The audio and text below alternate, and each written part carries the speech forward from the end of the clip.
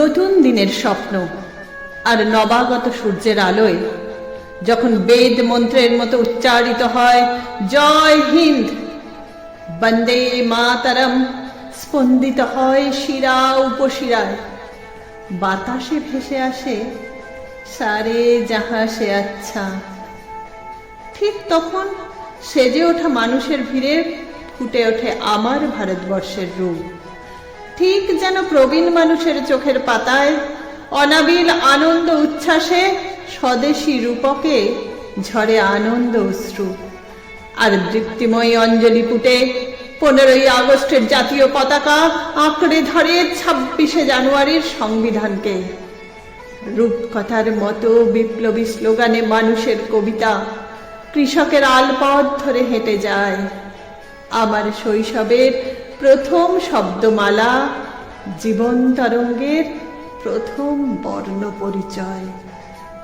যদিও বিদ্রোহী পলাশ এখন কখনো কখনো ছড়িয়ে ছিটিয়ে থাকে ইতিহাসের বুকে, নিজস্ব আকাশ এখন কখনো কখনো ঘুমিয়ে পড়ে ফুটপাতের অলিতে গলিতে, দক্ষিণের খোলা জানালায় এখন মাঝে মধ্যেই ধর্মের গন্ধ এসে তরোয়ালের কাছে বারুদের গল্প বলে।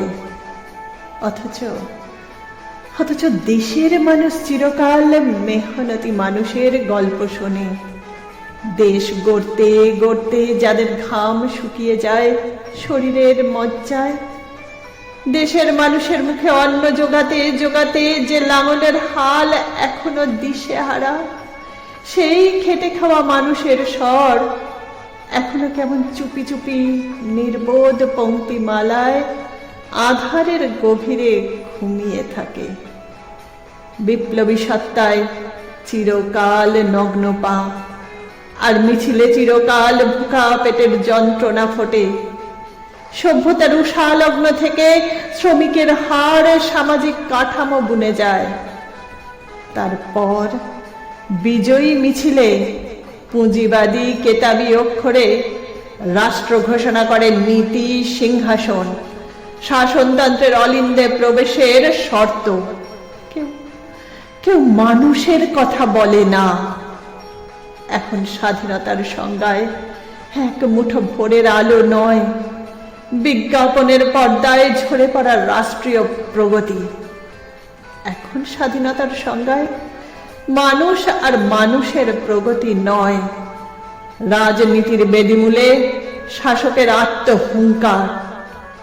এখন স্বাধীনতার সংজ্ঞায় এক মুঠো ভাতের গন্ধ নয়, আবেগহীন শাসনতন্ত্রের আইনি অনুচ্ছেদে দেশপ্রেম ওড়ে।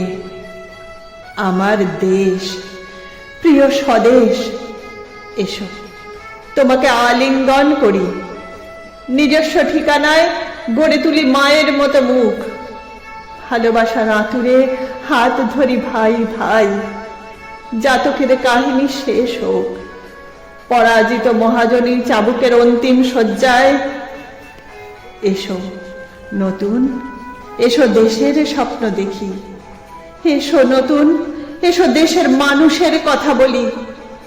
এসো নতুন, এসো স্বাধীনতার পতাকায় নতুন আলো প্রাণের ত্রিবর্ণ উত্তোলন করি। এসো নতুন, এসো স্বাধীনতার পতাকায় নতুন আলো প্রাণের ত্রিবর্ণ উত্তোলন করি।